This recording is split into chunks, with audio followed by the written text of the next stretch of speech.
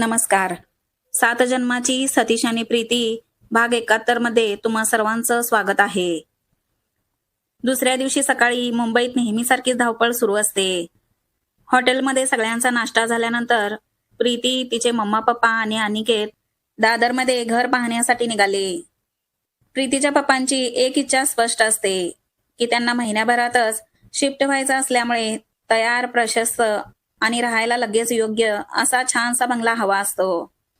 Flat नको, आम्हाला बंगलाच हवा, असं पप्पांनी एजंटला ठामपणे सांगितलेलं असतं. तेव्हा त्यांना दादरमध्ये 2-3 एजंट वेगवेगळ्या भागात घर दाखवतात. कधी बंगला आवडतो पण जागा लहान वाटते, कधी जागा मोठी असते पण बांधकाम जुनं असतं, कधी सगळं ठीक वाटतं पण लगेच शिफ्ट होणं शक्य नसतं. तेव्हा अनिकेत अनेक एजंटांशी सतत फोनवर बोलत असतो. हो, आम्हाला तयार बंगला आणि दादरमध्येच हवा, असं तो प्रत्येकाला म्हणत असतो. पण प्रत्येक फोनचा शेवट मात्र सध्या तसा तयार बंगला नाही सर, याच उत्तराने होत असतो. दुपारपर्यंत सगळे दमून जातात.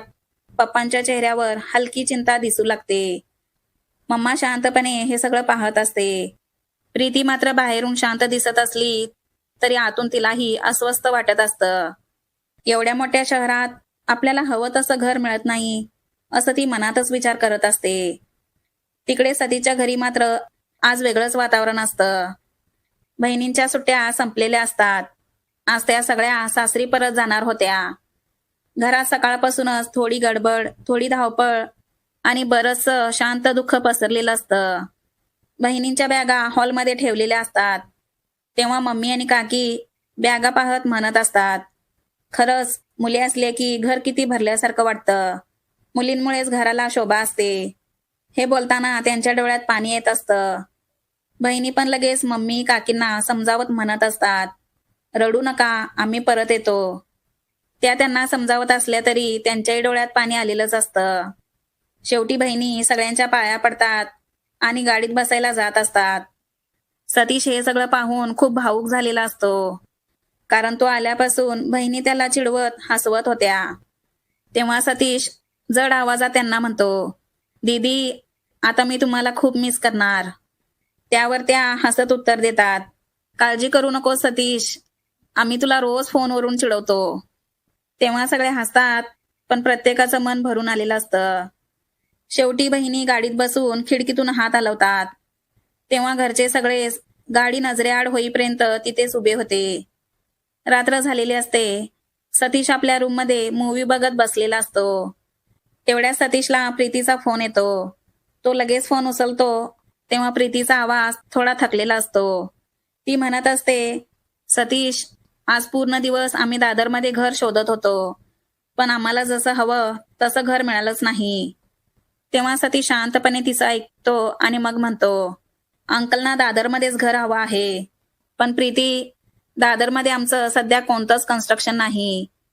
नाहीतर मी तुला घर शोधण्यामध्ये काहीतरी मदत केली असती. तेव्हा सतीश थोडा विचार करून तो पुढे म्हणतो, पण प्रीती, तरीही मी पप्पांना विचारतो. त्यांचे दादरमध्ये कोण ओळखीचे एजंट किंवा बिल्डर वगैरे आहेत का ते बघतो. प्रीती, तू जास्त काळजी करू नकोस. आपण काहीतरी मार्ग नक्की काढूया.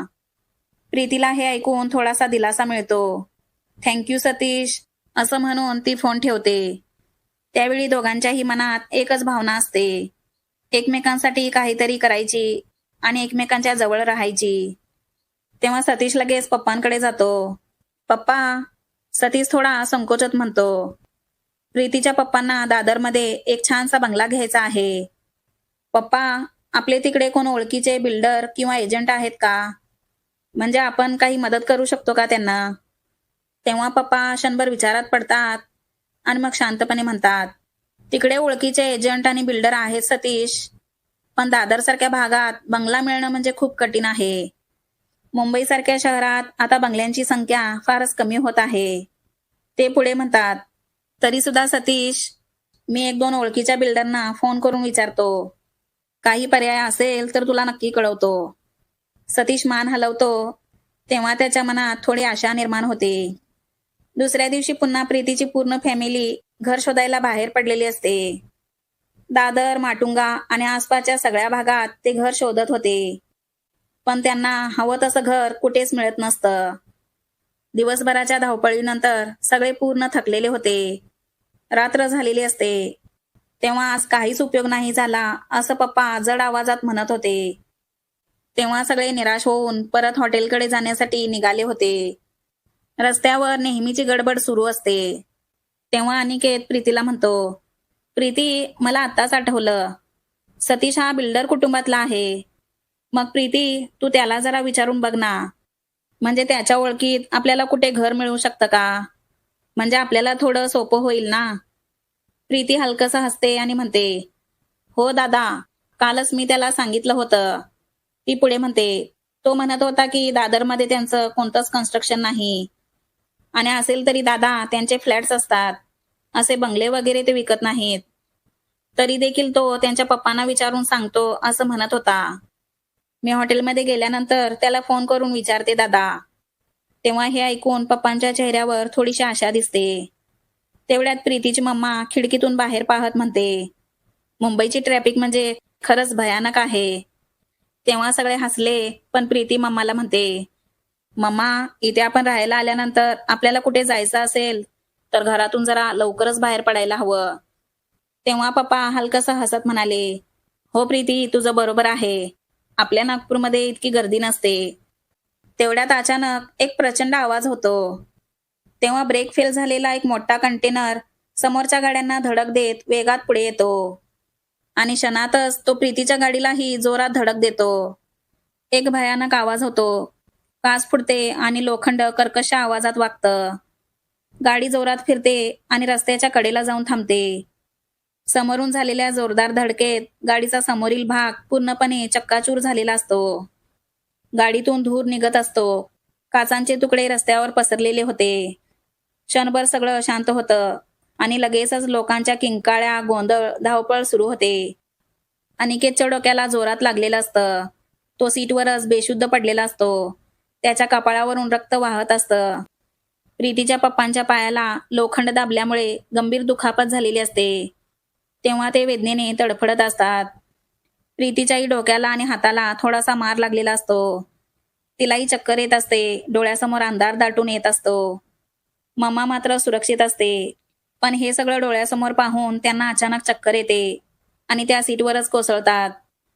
तेव्हा प्रीती कसंबसं स्वतःला सावरते. "पप्पा, अनिकेत दादा, उठा," असं ती ओरडत असते.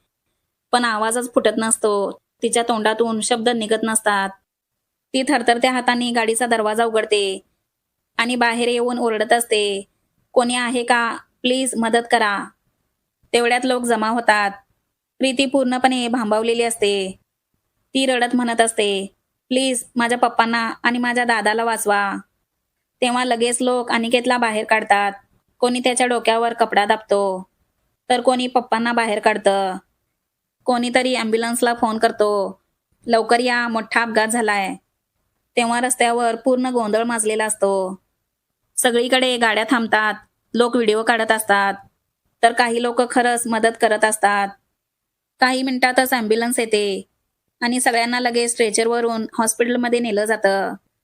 प्रीती मागे वळून पाहते, तेव्हा त्यांच्या गाडीचा सुराडा झालेला असतो.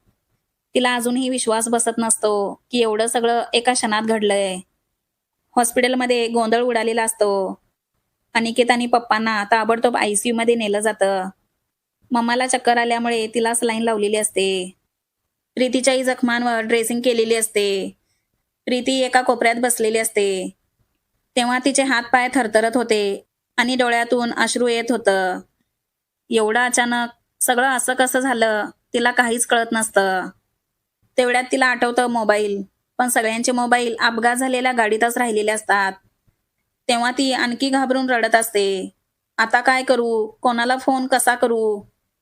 तेव्हा ती एका नर्सचा फोन घेते आणि थरथरत्या हाताने सतीशचा नंबर डायल करते. एक रिंग, 2 रिंग जाते, पण सतीश फोन उचलत नसतो. ती पुन्हा प्रयत्न करते, पण तरीही फोन उचलला जात नाही. तेव्हा तिच्या डोळ्यातून अश्रूंचा बांध फुटतो. सतीश फोन उचलत नाही. आता कोण येणार आपल्यासाठी? ती रडत विचार करत असते. इतक्या मोठ्या शहरात सतीशशिवाय आपल्या ओळखीचं कोणीच नाही. पण तोही फोन उचलत नाही. त्यामुळे त्यावेळी तिला खूपच एकटेपणा जाणवत असतो. सतीशने प्रीतीचा फोन का उचलला नसेल? काय प्रीतीला मदत करायला सतीश येईल का? यासाठी तुम्हाला पुढचा भाग ऐकावा लागेल. पण तोपर्यंत हा भाग आवडला असेल तर एक लाईक आणि चॅनलला सबस्क्राईब करा.